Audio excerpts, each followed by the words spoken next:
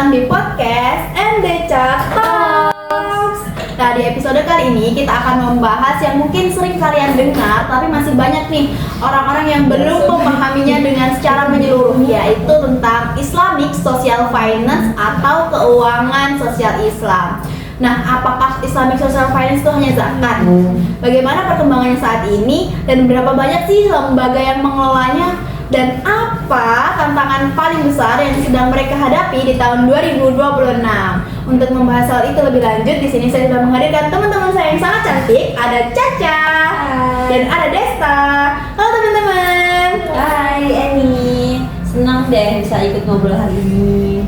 Halo semuanya, semoga obrolan kita hari ini bisa bermanfaat dan memberi wawasan untuk kalian semua ya. Oke, sebelum masuk nih lebih jauh lagi, mungkin di kalangan pendengar itu masih banyak yang bertanya-tanya, sebenarnya apa sih yang dimaksud dengan Islamic Social Finance itu, kakak-kakak sekalian? Wah, pertanyaan yang sangat bagus banget nih. Jadi sederhananya, Islamic Social Finance adalah sistem keuangan sosial dalam Islam yang bertujuan membantu masyarakat dan menciptakan kesejahteraan. Instrumen di antaranya itu ada zakat, wakaf, infak, sedekah, hingga dana sosial keagamaan lainnya loh. Iya betul, kalau lembaga keuangan syariah seperti bank, itu kan fokusnya itu lebih pada pembiayaan dan juga bisnis. Nah, jadi kalau Islamic Social Finance itu fokusnya itu lebih ke pemberdayaan UMKM, pemberdayaan sosial. Jadi, dana yang terkumpul dari masyarakat digunakan untuk membantu fakir miskin, pendidikan, kesehatan, pembangunan ekonomi umat, dan juga pemberdayaan UMKM. Wow, keren banget gak sih teman-teman? Berarti konsepnya itu bukan hanya untuk bantuan sesaat ya, tapi dia itu jangka panjang. Iya, benar sekali.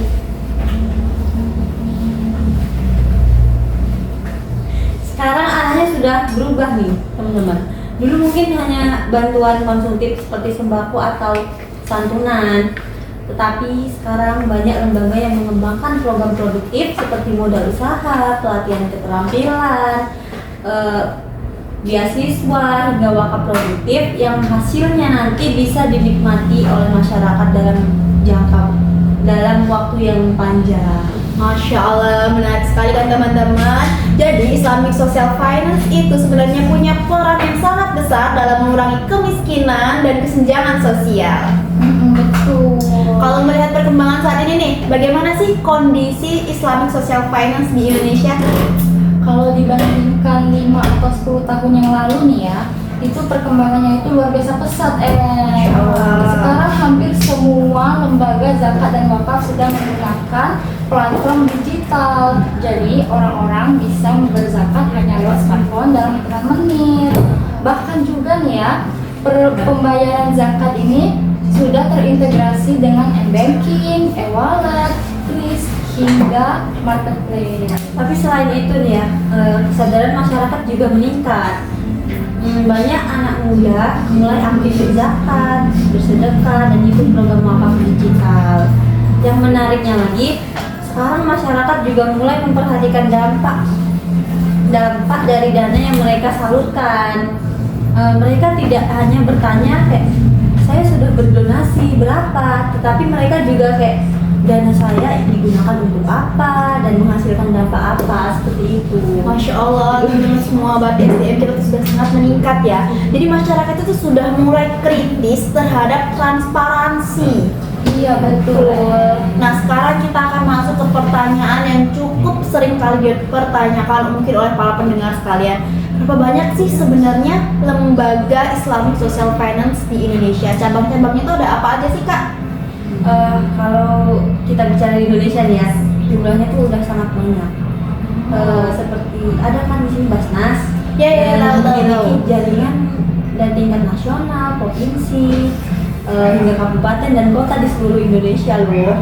Selain itu juga terdapat banyak lembaga amil zakat di Indonesia seperti dompet duafa, rumah zakat, lazisnu, dan berbagai lembaga zakat lainnya yang memiliki kantor cabang dan unit layanan di berbagai daerah. Iya, kalau di total juga itu jaringan pelayanan Islamic Social Finance saat ini sudah tersebar hampir di seluruh wilayah Indonesia. Ditambah lagi dengan layanan digital yang membuat jangkauan mereka tidak lagi terbatas oleh lokasi fisik. Insya Allah. Insya Allah. Jadi teman-teman, meskipun kita tuh tinggal daerah terpencil dan pelosok, tetapi kita tetap terus bisa mengakses zakat dan wakaf karena mereka itu tersebar di mana-mana. Selain itu bisa menggunakan dengan online. Benar. Nah, sekarang bagian yang paling menarik nih, di balik perkembangan yang pesat saat ini teman-teman, apa sih masalah terbaru yang sedang dihadapi lembaga Islamic Social Finance? Masalah terbaru ya. Masalah terbaru untuk saat ini tuh masih rendahnya penghimpunan dana dibandingkan potensi yang dimiliki Indonesia. Potensi zakat nasional kan sangat besar. Itu tapi dana yang berhasil dihimpun itu masih jauh di bawah potensinya. Wow, potensinya itu kan maksudnya padahal kan penduduk muslim di Indonesia itu kan sangat banyak ya yang harusnya tuh bisa menjadi potensi untuk dana zakat itu sendiri. Iya, salah satu penyebabnya itu masih banyak masyarakat yang menyalurkan zakat secara langsung tanpa melalui lembaga resmi. Jadi akibatnya itu pendataan, pengawasan, pengukuran itu menjadi lebih sulit dilakukan.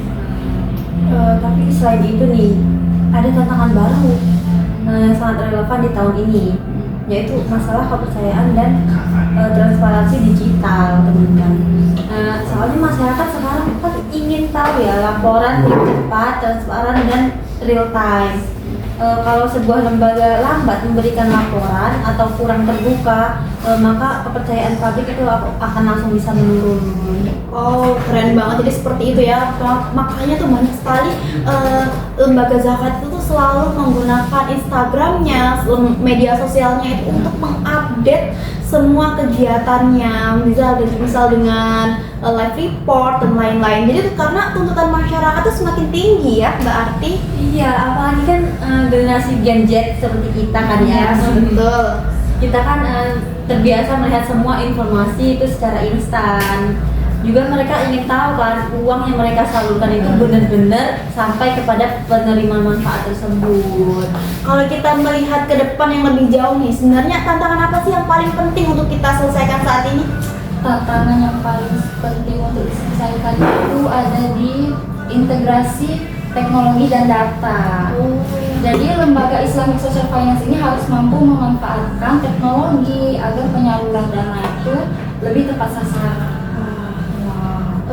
Kalau menurut saya ya, melihat tantangan terbesarnya adalah meningkatkan literasi masyarakat. Karena apa? Karena masih banyak orang yang belum memahami bahwa zakat, infak, sedekah dan wakaf itu sebenarnya bisa menjadi solusi ekonomi yang sangat besar jika dilakukan secara profesional. Jadi bukan hanya tugas lembaga saja nih, kita sebagai mahasiswa dan masyarakat tentunya juga harus berpartisipasi dan memahami tentang apa sih pentingnya keuangan sosial Islam saat ini, gitu kan? Ya, Betul sekali. Wah, seru banget ya ternyata pembahasan kita hari ini. Ternyata Islamic Social Finance itu bukan hanya sekedar zakat atau wakaf biasa, tetapi juga memiliki peran besar dalam mengurangi kemiskinan, kesenjangan sosial, memberdayakan dan memberdayakan apa tadi teman-teman? Masyarakat, benar.